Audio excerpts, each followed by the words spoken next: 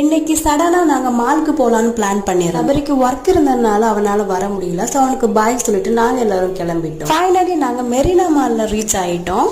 என்ட்ரன்ஸ்ல அவங்க ஒரு பேலஸ் செட்டப் மாதிரி வச்சிருந்தாங்க. அண்ட் அதை சுத்தி அழகான சன்ஃபிளவர்ஸ் எல்லாம் செட்டப் பண்ணி வச்சிருந்தாங்க. அது பார்க்கவே ரொம்ப அழகா இருந்துச்சு.